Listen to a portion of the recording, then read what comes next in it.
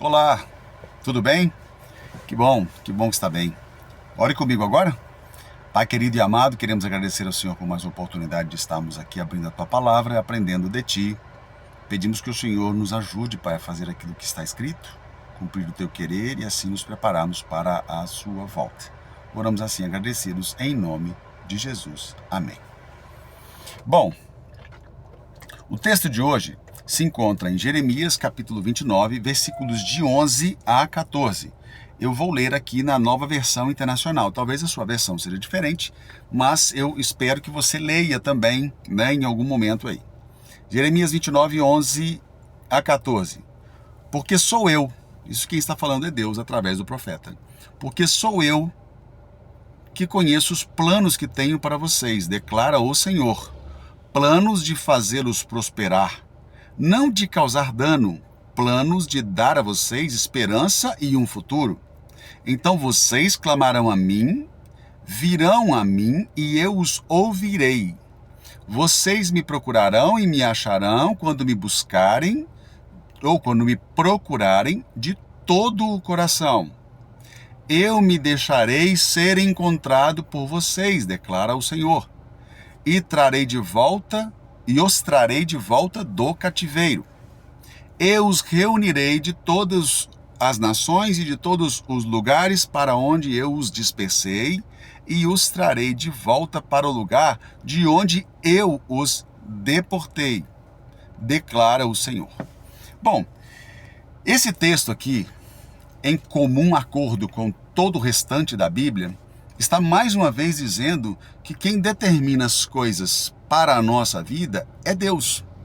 Agora, existe o livre-arbítrio, é claro, e ninguém duvida disso, e ninguém desacredita disso. Pelo contrário, Deus nos concedeu a liberdade de escolhermos se queremos ou não servi-lo, se queremos ou não obedecê-lo, se queremos ou não fazer a vontade dele. Quando estamos buscando e fazendo a vontade deste Deus, do nosso Deus eterno, então nós precisamos entender que as minhas vontades, as vontades pessoais, os planos pessoais, eles precisam desaparecer. Deixa eu falar uma coisa para você aqui. Deus nunca vai abençoar os seus planos, a menos que estejam exatamente de acordo com a vontade dele. Pelo contrário, ao contrário disso, esqueça. Deus não tem por que abençoar os nossos planos quando vão de encontro à vontade dele, contra aquilo que ele pensa, contra aquilo que ele quer. Jamais, Deus jamais abençoaria algo com que ele não concorda. Então é fato isso não tem nem o que questionar. Ok, mas então funciona assim. Tá, então o que eu faço? O que eu peço? Como que eu vou me organizar aqui então para conversar com Deus? A primeira coisa que eu e você temos que entender é que o nosso maior privilégio é nos esvaziarmos de nós mesmos e deixar que Cristo nos preencha por completo. Quando isto acontecer, nós vamos entender que aqueles planos que estávamos fazendo e que de fato não foram abençoados, não eram planos para o nosso bem, para nos favorecer. Pelo contrário, eram planos que nos afastaram de Deus e que também começaram ou deflagraram um processo de autodestruição. Então Deus jamais abençoará aquilo que Ele sabe que não vai funcionar para mim e para você. Esqueça isso, nós precisamos esquecer isso. Por isso nós temos na Bíblia esse livro de normas, porque é ali que a vontade de Deus está expressa. Foi ali que Deus transcreveu através dos profetas a sua vontade. A lei de Deus, que nós falamos no último vídeo, é exatamente o caráter dele, é aquilo que ele deseja que eu e você façamos. Quando eu e você entendermos que nós precisamos nos esvaziar para que Cristo nos preencha, assim como Paulo, vivo não mais eu, mas Cristo vive em mim, tá certo? Quando isso acontecer conosco, nós estaremos exatamente no lugar da vontade de Deus.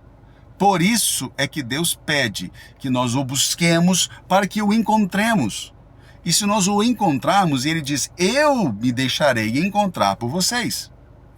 Vamos só dar uma repassada aqui para eu fazer algumas observações.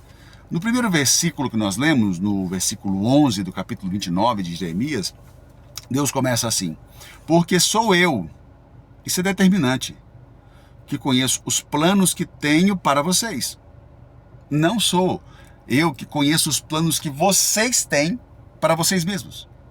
Ok? Então fica aí determinado que quem conhece os planos que tem para nós é Ele. Ele não conhece os nossos planos e, aliás, Ele não quer saber os nossos planos. Ele odeia os nossos planos.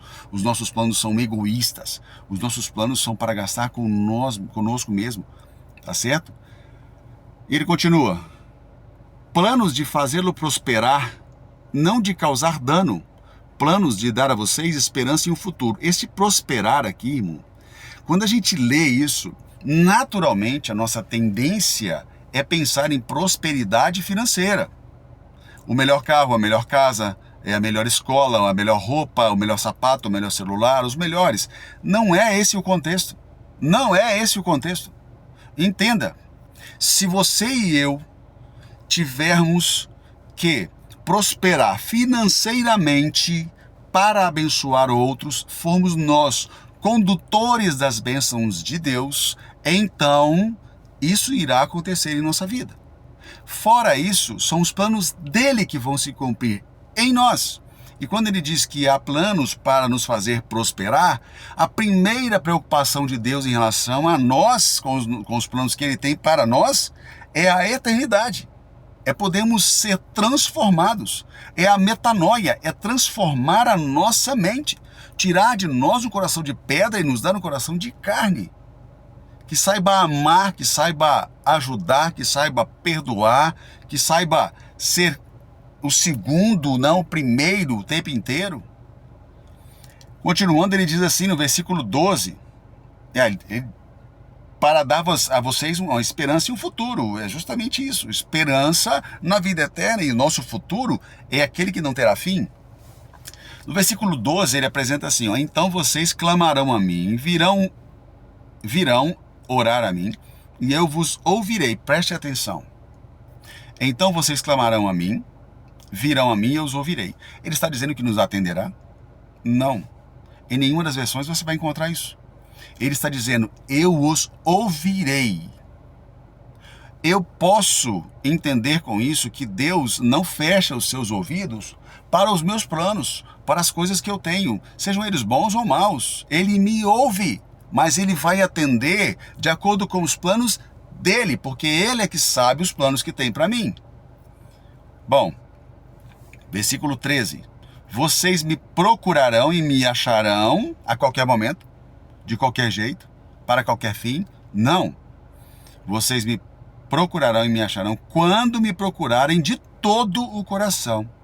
Quando eu esvaziar o meu coração de mim e for a ele pedindo que preencha o meu coração, quando este coração estiver completamente disposto a obedecer, disposto a entregar-se, disposto a ser Deus, ser de Deus completamente, então nós encontraremos a Deus, quando nós o buscarmos de todo o nosso coração.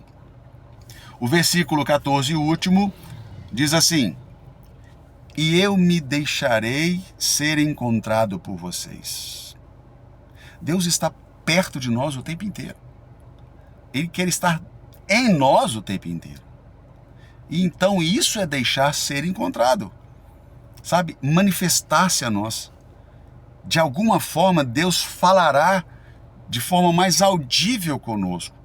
Através da sua palavra, da comunhão com Ele, é que nós encontraremos este Deus que quer ser encontrado. Mas eu não posso entender que Ele será encontrado se eu procurar de qualquer jeito. Isso não vai acontecer. Para finalizarmos aqui então, ele diz assim, olha, e os trarei de volta do cativeiro. Você está preso? Alguma prisão? Cadeias? Algemas? Não, não físicas. Mas nós estamos cativos dos nossos desejos e vontades. Por isso, não conseguimos fazer a vontade dele.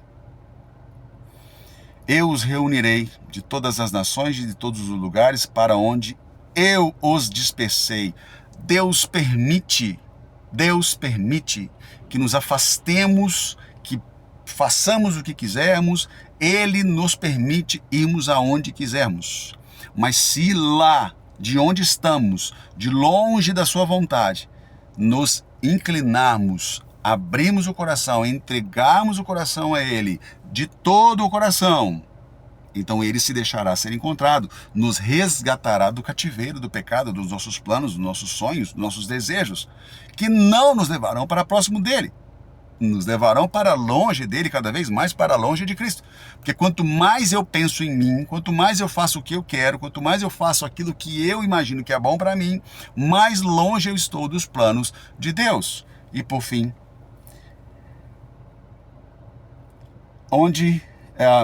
trarei de volta para o lugar de onde eu os deportei.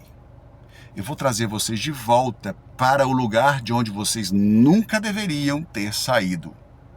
Para perto de mim, para junto de mim. Esse é o maior desejo de Deus. Eu não tenho dúvida disso. Quando Jesus anunciou aos discípulos que estava indo para o Pai, mas que era necessário e Ele enviaria um outro Consolador, eles se desesperaram, se angustiaram. E Jesus então profere aquilo que está escrito em João, no capítulo 14, versículos de 1 a 3. E com isso eu termino o que nós estamos conversando aqui. Não se turbe o vosso coração. Credes em Deus e crede também em mim. Na casa de meu Pai há muitas moradas. Se assim não fosse, eu vou-lo teria dito.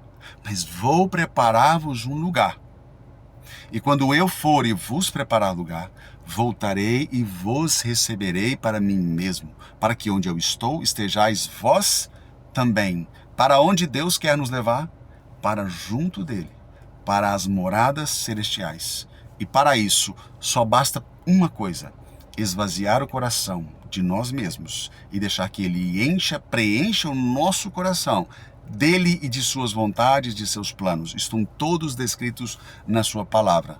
Que possamos buscar esta palavra, encontrar os planos de Deus. E certamente Ele se deixará ser encontrado e nós o encontraremos. Vamos orar? Pai amado e querido, guia-nos, Deus, para dentro de sua vontade, através da tua palavra, a Bíblia. Possamos estudá-la cada vez mais, aprender mais e mais de ti, a ponto de naturalmente estamos fazendo a tua vontade e não a nossa. Estamos cumprindo os teus planos e não os nossos. E assim podermos ser abençoados conforme o teu querer, conforme a tua vontade. Oramos assim, agradecidos no doce e santo nome de Cristo Jesus. Amém.